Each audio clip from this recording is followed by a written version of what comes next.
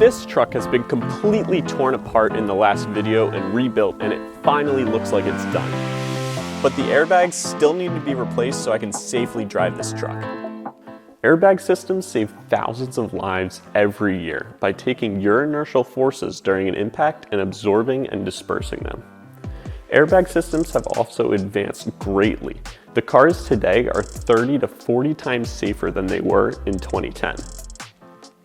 Now, instead of just having a wheel airbag, we now have deployable seat belts, side and curtain airbags, collapsible steering columns, and so much other technology, so when you get into an accident, you can walk away unharmed. And this vehicle, being fairly new with a production year of 2022, has all the SRS bells and whistles. It's got curtain airbags, side airbags in the seat, driver's side wheel bag, knee bag.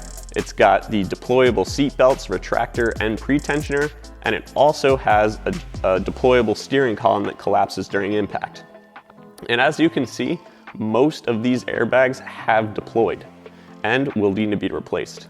There are impact sensors located all around the vehicle. There's 2 in the lower tie bar, there's 1 in each of the 2 front doors, and 1 in the C-pillar for these crew cabs.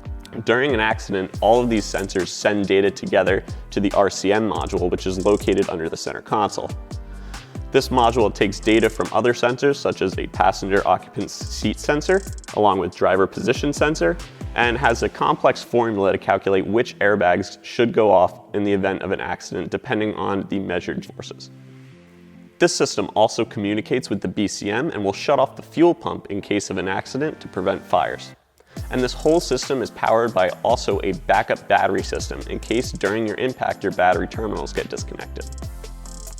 All in all, this is an extremely complex system, and if you don't know what you're working with, it could be extremely dangerous, so it's best to leave it up to the professionals.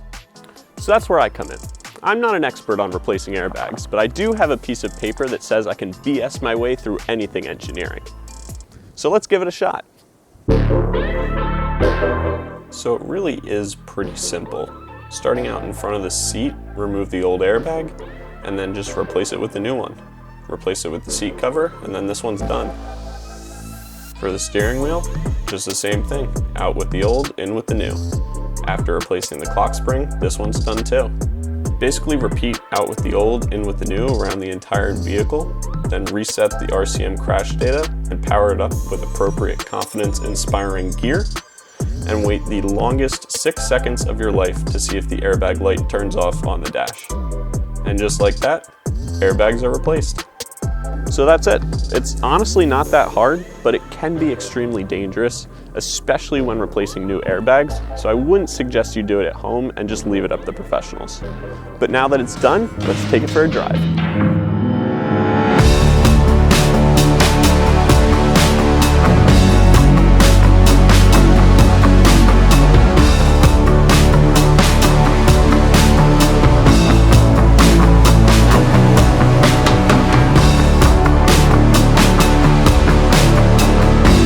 I hope you guys enjoyed this series of rebuilding this Ford F-150. Please consider subscribing, and I'll see you in the next one.